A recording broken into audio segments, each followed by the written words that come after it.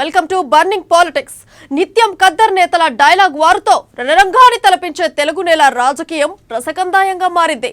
సై అంటే సై అనే రేంజ్ లో సాగుతున్న పొలిటికల్ దంగల్పై ఓ లుకేద్దాం. హస్తం ఇప్పుడు ప్రజలకు అభయహస్తమిస్తోంది. మేనిఫెస్టో మంత్రంలో జనాలను తన వైపు తిప్పుకుంటోంది. ఇప్పటికే గ్యారంటీ పథకాలతో పబ్లిక్ లో పాతుకుపోయిన కాంగ్రెస్ పార్టీ ఇప్పుడు 6+66 అంటోంది. అన్ని వర్గాలకు మేలు చేసేలా హామీ పత్రాలను ప్రజల ముందు పెట్టి నిరుద్యోగులకు పక్కా తేదీతో నియామకాలు చేపడతామని శపథం చేసింది.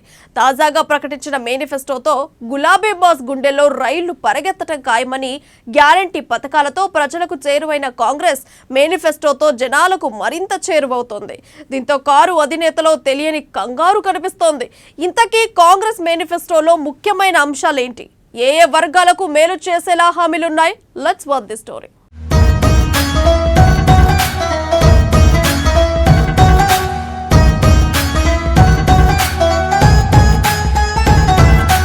అభయహస్తం పేరుతో తెలంగాణ కాంగ్రెస్ మేనిఫెస్టో రిలీజ్ చేసింది. ఇప్పటికే 6 గ్యారంటీలతో విస్తృతంగా జనాల్లోకి వెళ్తున్న హస్తం పార్టీ ఇప్పుడు మేనిఫెస్టోతో మరింత ఆకట్టుకునే ప్రయత్నం చేసింది. 6+66 అన్నట్లు 46 పేజీలతో జంబో మేనిఫెస్టో రిలీజ్ చేసింది. అటు 6 గ్యారంటీలు మాత్రమే కాకుండా ఇంకా తమ దగ్గర చాలా పథకాలున్నాయని మేనిఫెస్టో ద్వారా చెప్పింది కాంగ్రెస్. 42 పేజీల్లో 66 ప్రధాన అంశాలతో ఈ మేనిఫెస్టో ఉంది. అమలు చేస్తారా లేదా అన్నది సంగతి తర్వాత, కానీ ఇప్పుడున్న పరిస్థితుల్లో ఎక్కువ మంది ఓటు చాయిస్ కాంగ్రెస్ అనిపించుకోవడానికి అవసరమైన అన్ని హామీలను గుప్పించారు.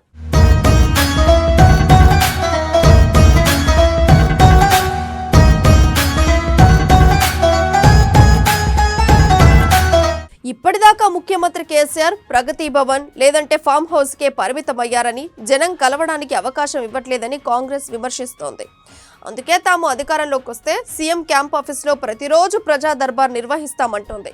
తెలంగాణ తొలి మలి ఉద్యమ అమరవీరుల కుటుంబాలకు 25,000 గౌరవ పెన్షన్తో పాటు వారి కుటుంబంలో ఒకరికి ఉద్యోగం ఇస్తామంటోంది కాంగ్రెస్. తెలంగాణ ఉద్యమకారులపై కేసులు ఎత్తివేసి వాళ్ళకి 250 గజాల ఇళ్ల స్థలాలు ఇస్తామని మేనిఫెస్టోలో ప్రకటించింది. అలాగే 50 ఏండ్లు దాటిన జానపద కళాకారులకు నెలకు 3,000 పెన్షన్ ఇవ్వనుంది.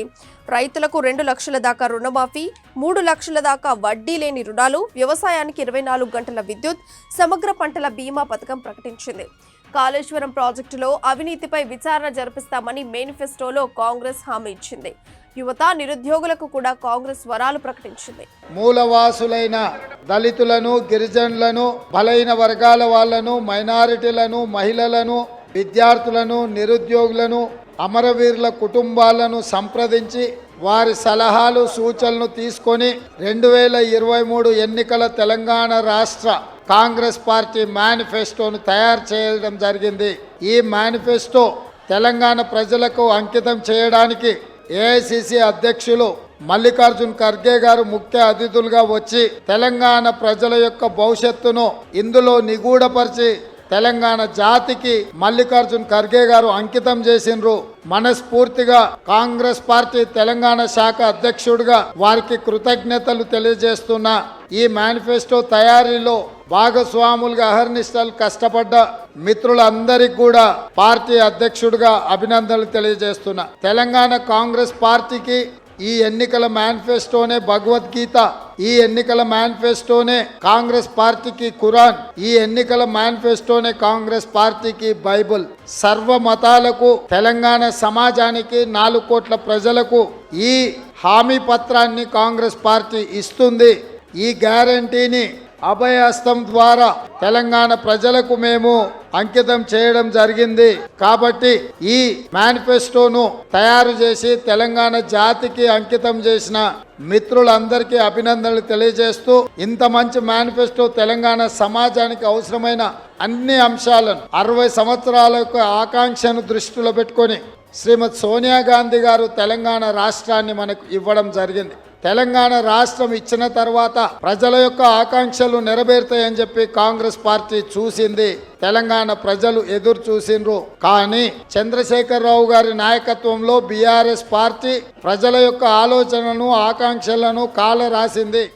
మెగా డిఎస్సితో ఖాళీగా ఉన్న టీచర్ పోస్టులను భర్తీ చేయటం, వార్షిక జాబ్ క్యాలెండర్తో 2 లక్షల ఉద్యోగాల భర్తీ, ప్రతి విద్యార్థికి ఫ్రీ ఇంటర్నెట్ వైఫై సౌకర్యం కల్పించనుంది. ఆరోగ్యశ్రీ లిమిట్ 10 లక్షలకు పెంచుతామని కాంగ్రెస్ మేనిఫెస్టోలో తెలిపింది. ధరణిని బంగాళాఖాతంలో కలుపుతామన్న కాంగ్రెస్ పార్టీ భూమాత పోర్టల్ను ప్రవేశపెడతామని మేనిఫెస్టోలో తెలిపింది. భూ హక్కులు కోల్పోయిన రైతులందరికీ న్యాయం చేస్తామని హామీ ఇచ్చింది. ల్యాండ్ కమిషన్ ఏర్పాటు చేసి భూ హక్కుల సమస్యలు పరిష్కరిస్తామంటోంది కాంగ్రెస్. బెల్ట్ షాపులను పూర్తిగా రద్దు చేస్తామని మేనిఫెస్టోలో హామీ ఇచ్చింది. హిందూ మైనార్టీ పేదల అమ్మాయిల పెళ్లిళ్లకు ₹1,00,000తో పాటు 10 గ్రాముల బంగారం ఇస్తామంటోంది కాంగ్రెస్. అన్ని జిల్లా కేంద్రాల్లో ఓల్డ్ ఏజ్ హోమ్స్ ఏర్పాటు, గల్ఫ్ సంక్షేమ బోర్డు ఏర్పాటు, మరణించిన గల్ఫ్ కార్మికుడి కుటుంబానికి 5 లక్షల ఎక్స్గ్రేషియా ప్రకటించింది. హైదరాబాద్ను ముంపు బారి నుంచి రక్షించడం, కొత్త మెట్రో మార్గం లాంటి వరాలను కాంగ్రెస్ తన మేనిఫెస్టోలో ప్రకటించింది. రాష్ట్రం ఏ ఉద్దేశాల కోసం అయితే తెచ్చుకున్నామో, నిధులు, నీళ్లు, నియామకాలు, ఆత్మగౌరవం, ఏ ఉద్దేశాల కోసం అయితే తెచ్చుకున్నామో ఆ ఉద్దేశాలన్నీ సంపూర్ణంగా నెరవేర్చడానికి ఈరోజు తెలంగాణ రాష్ట్ర కాంగ్రెస్ కమిటీ మేనిఫెస్టోలో పొందుపరచడం తెలంగాణ ప్రజలందరికీ కూడా ఇది సంతోషకరమైనటువంటి వార్తగా నేను భావిస్తూ ఉన్నాను. ముఖ్యంగా దళిత గిరిజనుల కోసం దీంట్లో పొందుపరిచిన అంశాలు ఈ రాష్ట్ర సంపదను దళిత గిరిజనులకు పంచేటువంటి కార్యక్రమాలు దీంట్లో స్పష్టంగా పొందుపరచబడ్డాయి. అలాగే బలహీన వర్గాలకు సంబంధించి కూడా జనాభాలో సగభాగం ఉన్నటువంటి బలహీన వర్గాలకి దావాషా ప్రకారం సంపదను పంచడమే కాదు, బీసీ సప్లాన్ తీసుకొని వస్తామని చెప్పినటువంటి సంఘటన కూడా దీంట్లో పొందుపరచడం నిజంగా అభినందించదగినటువంటి విషయం. అలాగే మనందరికీ తెలిసింది, ఆనాటి శ్రీమతి ఇందిరాగాంధీ గారి నాయకత్వంలో తీసుకొచ్చినటువంటి భూ సంస్కరణ ద్వారా పంచినటువంటి భూములన్నింటినీ కూడా నూతనంగా ఏర్పడినటువంటి రాష్ట్రంలో టీఆర్ఎస్ ప్రభుత్వం వెనక్కి తీసుకొని బలవంతంగా ఆ పేద ప్రజల నోటి దగ్గర ఉన్నటువంటి భూములు లాక్కొని కార్పొరేట్ సంస్థలు దారాదత్తం చేస్తున్నటువంటి సంఘటన మనం గత 10 సంవత్సరాలుగా చూస్తూ వచ్చాం. ఇందులో చాలా స్పష్టంగా ఆనాటి కాంగ్రెస్ ప్రభుత్వాలు ఎవరికైతే పేదల భూములు పంచబడ్డాయో ఆ భూములన్నీ తిరిగి వాళ్ళకే ఇస్తామని చెప్పేటువంటి ఒక స్పష్టమైనటువంటి ప్రకటన నిజంగా ఆ భూములు కోల్పోయిన పేద ప్రజలందరికీ కూడా ఆనందదాయకమైనటువంటి విషయంగా నేను భావిస్తా ఉన్నాను. ఇక తెలంగాణలో ప్రధాన పార్టీగా కాంగ్రెస్ రేసులో ఉండటం, బీఆర్ఎస్ పార్టీ 10 ఏళ్లుగా అధికారంలో ఉండటంతో బీఆర్ఎస్ మేనిఫెస్టో గత 10 ఏళ్ల పాలనే అన్నట్లుగా ఉంది. అయితే కాంగ్రెస్ కి మాత్రం అధికారంలో లేకపోవడమే ఈ మేనిఫెస్టోతో ప్లస్ అవుతుంది. ఈ మేనిఫెస్టోను ఓటర్లు ఏమాత్రం నమ్మినా హస్తం పార్టీకి ఓట్ల వరద పారడం ఖాయమనే చెప్పవచ్చు. అయితే జనాలు నమ్ముతారా లేదా అన్నదే ఇప్పుడు తేలాల్సింది. ఏది ఏమైనా ఇప్పటికే 6 గ్యారంటీలు ప్రజల్లోకి బలంగా దూసుకెళ్లాయి. వాటితో పాటుగా కాంగ్రెస్ పార్టీ ప్రకటించిన హామీలు కూడా ప్రజలకు వెళ్తే గులాబీ బాస్ అన్నట్టుగానే రెస్ట్ తీసుకోవడం ఖాయమే.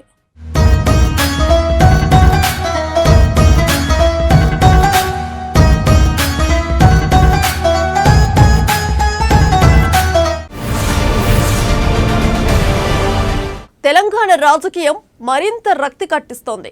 ఎన్నికల సమయం దగ్గర పడటంతో నేతలంతా సై అంటే సై అని రాజకీయ రణక్షేత్రంలో తగ్గేదే లేదంటున్నారు. ఒకరిని మించి మరొకరు ప్రచారంలో జోరు పెంచుతున్నారు. ఇక కారు అధినేత ప్రత్యర్థులను కట్టడి చేసేందుకు విశ్వ ప్రయత్నాలు చేస్తున్నారు. నిన్నటి వరకు జాతీయవాదం మోసిన కేసీఆర్ ఇప్పుడు ప్రాంతీయ నినాదం ఎత్తుకున్నారు. బీజేపీ కాంగ్రెస్లను టార్గెట్ చేస్తూ తనదైన స్టైల్లో సీఎం కేసీఆర్ విమర్శలు సంధిస్తున్నారు. గులాబీ బాస్ కౌంటర్లకు ప్రతిపక్ష పార్టీలు సైతం స్ట్రైట్ గానే రీకౌంటర్లు ఇస్తున్నారు.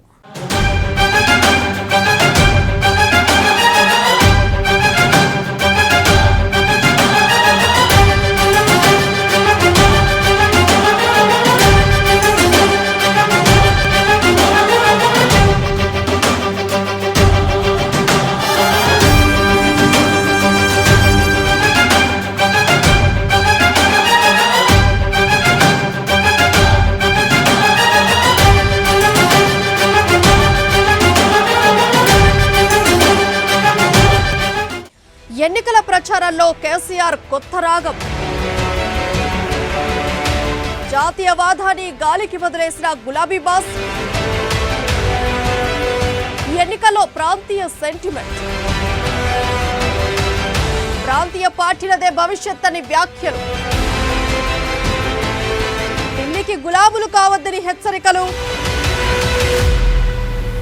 పేరుకేమో బీఆర్ఎస్ జాతీయ పార్టీ,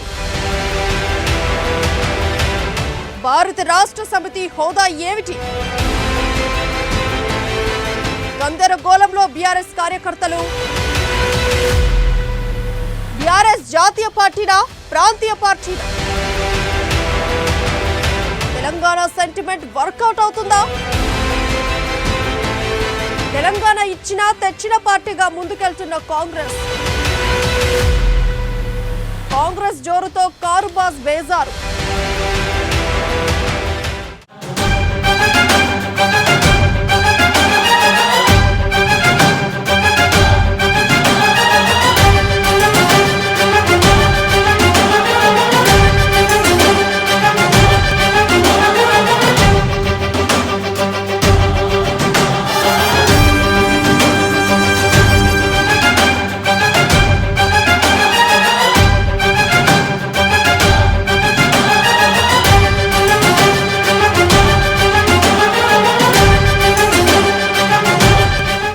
భారత్ రాష్ట్ర సమితిగా పేరు మార్చుకున్న టీఆర్ఎస్ జాతీయ పార్టీనా, ప్రాంతీయ పార్టీనా? జాతీయ రాజకీయాల్లో గుణాత్మక మార్పు తెస్తామని చెబుతూ టీఆర్ఎస్ ను బీఆర్ఎస్ గా మార్చారు సీఎం కేసీఆర్. తెలంగాణ సాధన కోసం పుట్టిన పార్టీగా తెలంగాణ ఆత్మను బీఆర్ఎస్ గా మార్చడంతో చంపుకున్నారని అప్పట్లోనే విమర్శలు వచ్చాయి. వాటిని బీఆర్ఎస్ నాయకత్వం కొట్టిపారేసింది. కానీ ప్రస్తుత అసెంబ్లీ ఎన్నికల్లో ప్రాంతీయ పార్టీ అధినేతగానే మాట్లాడుతుండటం ఆసక్తి రేపుతుంది.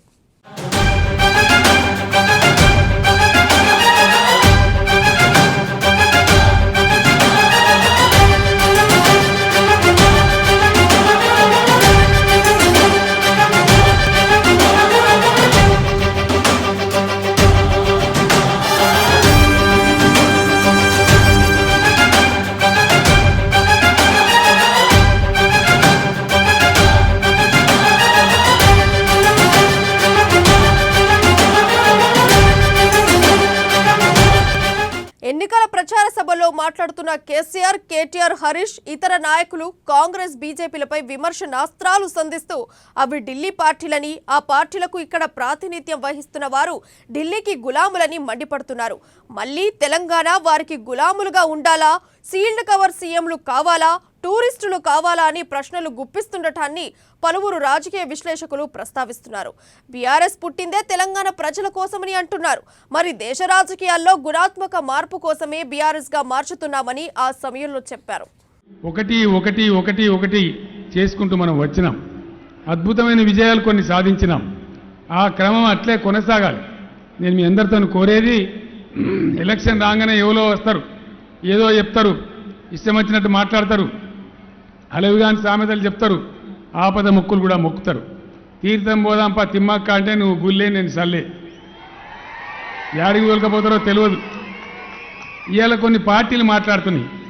ఒకటే మాట మీరు గమనించాలి, దయచేసి గంభీరంగా ఆలోచన చేయాలి. కొన్ని పార్టీలు వచ్చి మాకు ఒక్క ఛాన్స్ ఇవ్వండి అంటున్నాయి. ఒక్క ఛాన్స్ ఎందుకు నాయనా, మీకు 10 ఛాన్సులు ఇచ్చిండ్రు కదా, 60 ఏళ్ళు రాజ్యం మీరే ఎలగబెట్టిండ్రు కదా, ఇక్కడి నుంచి మొదలు పెడితే ఢిల్లీ దాకా దళిత బిడ్డలు ఆలోచన చేయాలి. మనకందరికి కూడా సిగ్గుచేటు. మన దళితులు పేదరికంలో మగ్గుతున్నారంటే 75 సంవత్సరాల స్వతంత్రం తర్వాత కూడా ఇంకా పేదరికం కమ్ముకొని ఉన్నదంటే దేశం మొత్తం కూడా సిగ్గుతో తలదించుకోవాలి. మనందరం కూడా బాధపడాలి. ఒకవేళ 60 ఏళ్ల కింద 70 ఏళ్ల కింద దళిత బంధు లాంటి పథకం ప్రారంభించుంటే ఇలా దళితులలో ఎందుకు పేదరికం ఉంటుండే? దయచేసి ఆలోచన చేయాలి. ఈ విధాన లోపం ఎవరిది? ఇలా ఎవరైతే ఒక్క ఛాన్స్ ఏమని అడుగుతున్నారో వాళ్ళకి 10 ఛాన్సులు ఇచ్చారు, 12 ఛాన్సులు ఇచ్చారు, వాళ్ళేం చెయ్యలే. కానీ ఇప్పటికీ తెలంగాణలో ప్రాంతీయ సెంటిమెంట్ మీదనే కారు పార్టీ నేతలు ఆధారపడుతున్నారు. ఢిల్లీ జాతీయ పార్టీలను నమ్మొద్దని వారే చెబుతున్నారు. ప్రాంతీయ పార్టీ అయిన బీఆర్ఎస్ నే గెలిపించాలని కోరుతున్నారు. ఈ వైరుధ్యాన్ని బీఆర్ఎస్ నాయకులు గుర్తించారో లేదో అని రాజకీయ పండితులు గుర్తు చేస్తున్నారు. బీఆర్ఎస్ లో కేసీఆర్ తర్వాత కీలక నాయకుడిగా భావించే కేటీఆర్, మంత్రి హరీష్ రావు ఉపన్యాసాలు సైతం అలానే ఉంటున్నాయని చెబుతున్నారు. నిజానికి వారు ఆ విషయం మర్చిపోవడం అనే కంటే ఉద్దేశపూర్వకంగానే ఎన్నికల్లో గెలిచేందుకు ప్రాంతీయ సెంటిమెంట్ ను ఉపయోగిస్తున్నారని పేర్కొంటున్నారు. ఈ అభివృద్ధి, ఈ ప్రస్థానం, ఈ ప్రగతి ముంగట్టుకోవాలంటే తప్పకుండా మళ్ళా కేసీఆర్ రావాలి. ఒక ఆయన అంటుండు, అన్న మీకు 2 ఛాన్సులు ఇచ్చినాం కదా, మీకు 3వసారి కూడా మీకే ఏమిటికి ఇవ్వాలి అని ఒక ఆయన అంటుండు. నేను ఒక్కటే అడుగుతాను, ఇప్పుడు నిన్న అన్నం తిన్నావు, ఇవాళ అన్నం తిన్నావు, ఇక 2 సార్లు అన్నం తిన్నాను, రేపైతే పెండ తినాం కదా, రేపు కూడా భువనే తింటాం కదా. 2 సార్లు కేసీఆర్కి ఇచ్చినా 3వసారి ఇయ్యా అంటే మంచిగా పనిచేస్తే మళ్ళీ ఇవాళ తప్పేంది? ఇవాళ మళ్ళా కాంగ్రెస్ వాళ్ళ చేతులు పెడితే ఏమవుతుంది? ఒకటే అవుతుంది. మళ్ళా 6 నెలలకో ముఖ్యమంత్రి ఢిల్లీ చేతుల జుట్టు, మళ్ళా తెల్లారులేస్తే ఎక్కే విమానం దిగే విమానం. ఇలా బయటికి వెళ్ళి లీడర్లు తెచ్చుకుంటారు. కర్ణాటకని, గుజరాత్, ఢిల్లీ ఒక్క కేసీఆర్ ను ఖతం చేసేందుకు బయటికి వెళ్ళి లీడర్లను తెచ్చుకుంటారు. కొద్ది నెలలు వెనక్కు వెళ్తే టీఆర్ఎస్ బీఆర్ఎస్ గా మారిన క్రమంలో పలు రాష్ట్రాల్లో ముఖ్యమంత్రి కేసీఆర్ పర్యటించారు. పంజాబ్, ఢిల్లీ, బీహార్, మహారాష్ట్ర, బెంగాల్, కర్ణాటక రాష్ట్రాలకు వెళ్లారు. అక్కడి అధికారంలో ఉన్న నేతలను, ప్రతిపక్ష నేతలను కలిశారు. జాతీయ స్థాయిలో చేయాల్సిన పనులపై చర్చించారు. రైతు ఉద్యమంలో చనిపోయిన పంజాబ్ రైతులకు, గల్వాన్ పోరులోని అమరుల కుటుంబాలకు చెక్కులతో హల్చల్ చేశారు. చివరకు ఆయన కలిసిన నేతలెవరూ ఆయన వెంట నిలవలేదు. వారంతా ప్రతిపక్ష ఇండియా కూటమికి దగ్గరయ్యారు. దీంతో మహారాష్ట్రపై కేంద్రీకరించిన కేసీఆర్ కొందరు నేతలను హైదరాబాద్ కి పిలిపించి గులాబీ కండువాలు కప్పారు. తదుపరి మహారాష్ట్రలో అధికారం బీఆర్ఎస్ దే అనేంత దాకా పరిస్థితి వెళ్ళింది.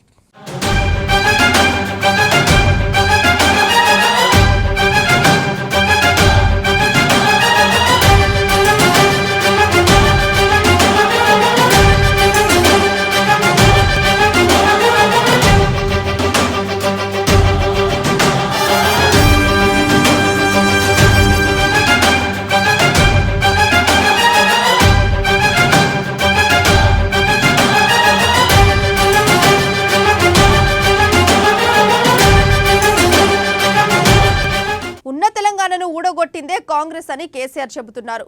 వాళ్ళ తప్పు వల్ల 58 ఏళ్లు గోసపడ్డామంటున్నారు. ప్రత్యేక రాష్ట్రం అడిగితే పిల్లల్ని కాల్చి చంపారని ఆగ్రహం వ్యక్తం చేస్తున్నారు. తెలంగాణ ఇస్తుందని ఇదే పార్టీని నమ్మామని కూడా అంటున్నారు. అయినా 15 ఏళ్లు తెలంగాణ ఇవ్వకుండా మోసం చేసిందని మండిపడుతున్నారు. అయితే ఏ ఒక్క దశలోనూ తెలంగాణకు మోసం చేసింది కాంగ్రెస్ పార్టీయే అన్న విషయం కేసీఆర్ కి గుర్తు రాలేదా? మోసం చేసిన పార్టీ న్యాయం చేస్తుందని భావించారా? తెలంగాణ ఇచ్చేదాకా కాంగ్రెస్ ను నమ్మిన టీఆర్ఎస్ ఇచ్చిన తర్వాత గత మోసాలను ఇప్పుడెందుకు లేవనెత్తుతుంది? అసలు కాంగ్రెస్ లేకుంటే తెలంగాణ సాధ్యమయ్యేదా? తెలంగాణ ఇచ్చింది తెచ్చింది కాంగ్రెస్ పార్టీయేనని కేసీఆర్ పై కాంగ్రెస్ నాయకులు కన్నెర్ర చేస్తున్నారు.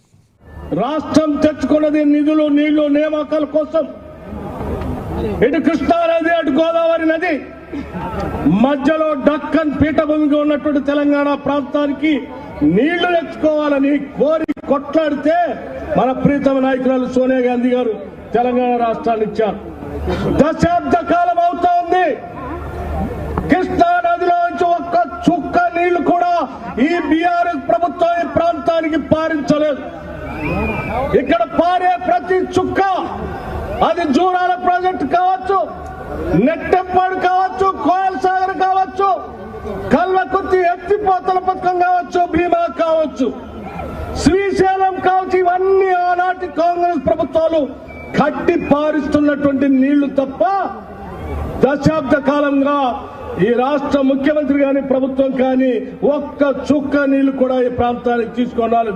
అందుకే ఏ నీళ్ల కోసమైతే మనం ఈ రాష్ట్రాన్ని తెచ్చుకున్నామో ఆ నీళ్లు రానివ్వనటువంటి ప్రభుత్వాన్ని కృష్ణా నదిలో ముంచుదామని చెప్పి మీ అందరికీ విజ్ఞప్తి చేయడానికే వచ్చాము ఇక్కడికి.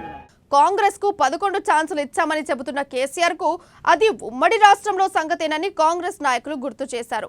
ఉమ్మడి పాలనలోనూ తెలంగాణ కోసం గొంతెత్తింది తామేనని, ఉద్యమ కాలంలో క్రియాశీలకంగా వ్యవహరించిన సీనియర్ కాంగ్రెస్ నేత ఒకరంటున్నారు. ఇప్పుడు జరగాల్సిన చర్చ ఈ 10 ఏళ్ల కాలంలో ఎవరికి ఏం చేశారు, నిరుద్యోగుల పరిస్థితి ఏంటి, ఉద్యోగుల పరిస్థితి ఏంటి, ఎంతమందికి ఇల్లు ఇచ్చారు, ఎంతమందికి బంధువులు అందాయి, అది వదిలేసి ఉమ్మడి రాష్ట్ర పాలనపై నిప్పులు చెరగటం ప్రస్తుత వైఫల్యాలను కప్పిపుచ్చడమేనని ఆయన తేల్చి చెప్పారు. సోనియా గాంధీ గారు వచ్చి మళ్ళా తెలంగాణ నియంత్ర పాలన, కేసీఆర్ చేస్తున్న నియంత్ర పాలనని విముక్తి చేయడానికి ఈరోజు మళ్ళా సోనియా గాంధీ గారు వచ్చి మీరందరూ కూడా రెడీనేనా? ఈ నియంత్ర పాలన కేసీఆర్ దింపుదామా? దింపడానికి రెడీగా ఉన్నారా? కేసీఆర్ దోచుకుంటుండా లేదా? మీకొక ఇల్లన్న కట్టించిండా? మీకు ఇక్కడ ఉన్నవారు రైతులు అందరూ ఉన్నారు, 24 గంటల కరెంట్ ఇస్తుంటా? ఏ ముఖం పెట్టుకొని అడుగుతున్నావు కేసీఆర్? ఈసారి తప్పకుండా తెలంగాణ ఇచ్చిన సోనియా గాంధీ గారికి మనం రుణం తీర్చుకోవాలి. డిసెంబర్ 9 సోనియా గాంధీ గారు పుట్టినరోజు సందర్భంగా ఇచ్చిన ఇక్కడ వచ్చిన వాళ్ళందరూ మంచికి 100 ఓట్లు వేయించిన 100 సీట్లతోని మనం అధికారం రాబోతున్నాం. ఈ రోజు మరి కేటీఆర్ గారు అంటారు ఢిల్లీలో మీరు బానిసత్వం చేస్తారా అని. నువ్వు సోనియా గాంధీ గారి దగ్గరికి తెలంగాణ ఇచ్చినాక నువ్వు 14 మంది కుటుంబ సభ్యులతో పోయి కాలు మొక్కింది ఢిల్లీలో కాదా? ఇవాళ సిగ్గున్నదా నీకు? కేసీఆర్ గారు ఒక్కటే గుర్తుపెట్టుకో, సోనియా గాంధీని కాంగ్రెస్ పార్టీని ఒక మాట అంటా సరే నీ పార్టీని నువ్వు ఎప్పుడైతే టీఆర్ఎస్ని బీఆర్ఎస్గా మార్చుకున్నావో నీ దుకాణం బంద్ అయింది బిడ్డ, జాగ్రత్త. ఒక్కసారి కూడా మాట్లాడాలి. మొత్తంగా కేసీఆర్ కాంగ్రెస్ పార్టీని టార్గెట్ చేయడం తప్పితే 10 ఏళ్ల పాలనలో తెలంగాణ చేసింది ఇది అని స్పష్టంగా చెప్పలేకపోతున్నారు. దీంతో కారుబాస్ కళ్ళల్లో ఓటమి భయం స్పష్టంగా కనిపిస్తోందని ప్రజలు సైతం చెప్పుకుంటున్నారు.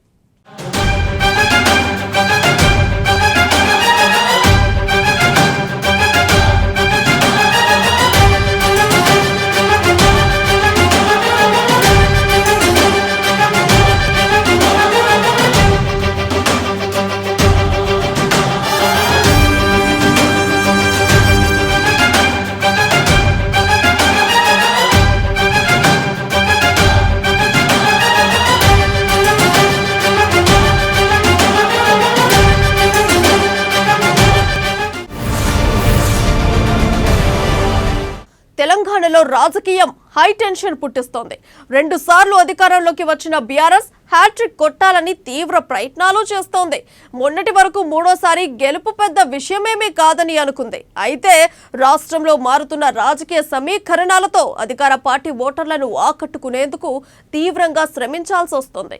కొన్ని వర్గాల ఓట్లు బీఆర్ఎస్ కు అనుకూలమే అనిపించినా తటస్థ ఓటర్ల విషయంలో ఆ పార్టీ ఆందోళన చెందుతోంది. తటస్థ ఓటర్లు ఏ పార్టీ ఇచ్చిన తాయిలాలకు ఆకర్షితులు కారు. దీంతో వారికి తమ వైపునకు తిప్పుకునేందుకు ఆయా పార్టీలు ముప్పు తిప్పలు పడాల్సి వస్తోంది.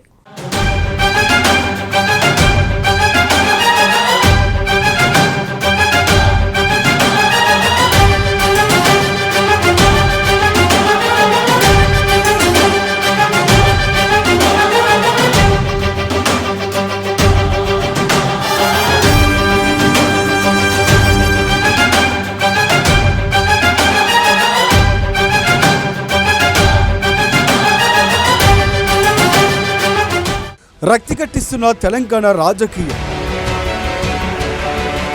కారుని కలవరపెడుతున్న కాంగ్రెస్, రోజు రోజుకు మారిపోతున్న ఓటరు నాడి, కేసీఆర్కి silent voter tension, silent voter నాడి పట్టుకునేందుకు బీఆర్ఎస్ బిగ్ స్కెచ్.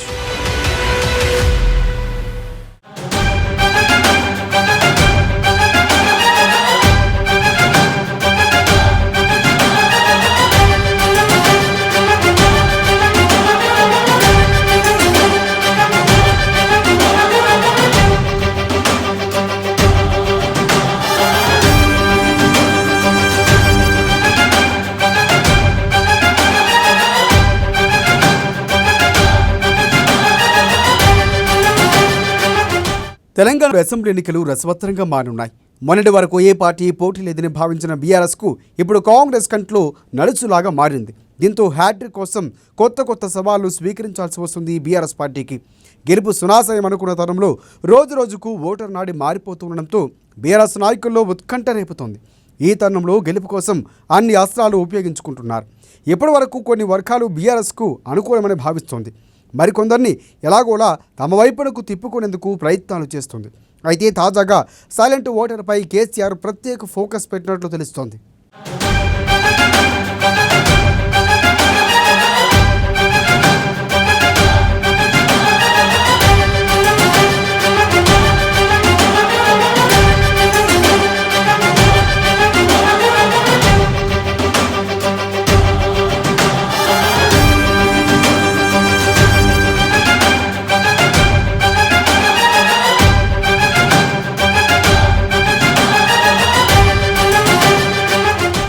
ప్రతి ఎన్నికల్లో సైలెంట్ ఓటరు చాలా దెబ్బ కొడతారు. సైలెంట్ ఓటర్లో మిడిల్ క్లాస్ పీపుల్స్ ఎక్కువగా ఉంటారు. వారిలో 25 నుంచి 35 ఏళ్ల వారు పార్టీని కాకుండా అభ్యర్థిని చూస్తారు. అంతేకాకుండా ఏ ప్రభుత్వం ఏం చేసింది అనేది కూడా పరిశీలిస్తారు. రైతులు, వృద్ధులతో పాటు కొన్ని వర్గాలపై బీఆర్ఎస్ పార్టీ ధీమాగానే ఉంది. మరికొందరికి గాలం వేసేందుకు ప్రయత్నాలు మొదలుపెట్టింది. అయితే సైలెంట్ ఓటర్లపై ప్రత్యేక దృష్టి సారించడం వల్ల మరింత ఈజీ అవుతుందని బీఆర్ఎస్ టీం ఆలోచిస్తోంది.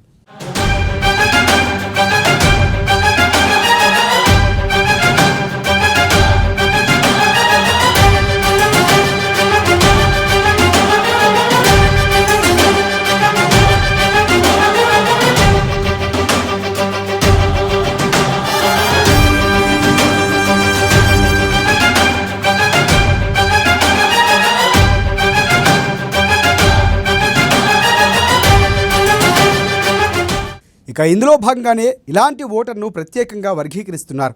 వాటిని ఇప్పటి వరకు బీఆర్ఎస్ నుంచి ఏమైనా పథకాలు అందాయా, లేకపోతే భవిష్యత్తులో ఎలాంటి పథకాలు వర్తిస్తాయని వివరించనున్నారు. బీఆర్ఎస్ ప్రకటించిన మేనిఫెస్టోల్లో గతంలో లాగే రైతులు, వృద్ధులకు ప్రత్యేకంగానే పథకాలు కేటాయించారు. అయితే ఇప్పటి వరకు మిడిల్ క్లాస్ వారికి ఎలాంటి ప్రత్యేక పథకాలు ప్రకటించలేదు. అసెంబ్లీ ఎన్నికల షెడ్యూల్ ముందు గృహలక్ష్మి పథకం అందుబాటులోకి తీసుకువచ్చినా దాని ఫలితాలు అందకముందే ఎన్నికల కోడ్ వచ్చేసింది. దీంతో ఈ 5 ఏళ్లలో తమకు ఒరిగిందేమిటి అని కూడా ఆలోచిస్తున్నట్లు తెలుస్తోంది.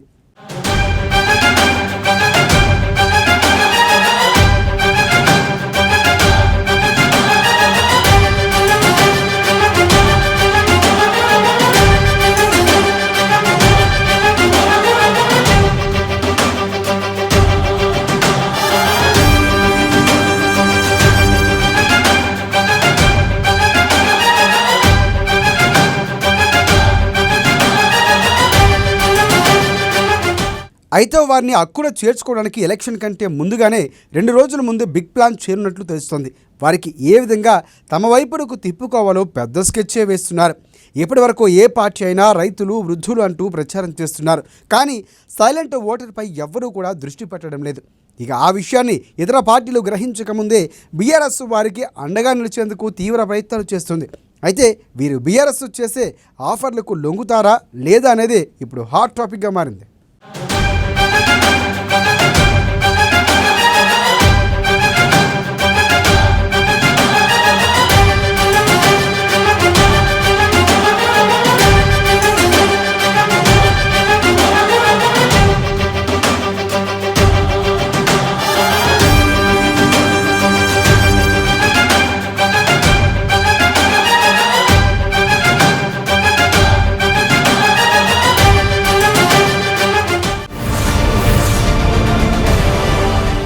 ఇదే నాటి బర్నింగ్ పాలిటిక్స్. మరిన్ని రాజకీయ విషయాలు రేపటి బర్నింగ్ పాలిటిక్స్ లో చూద్దాం.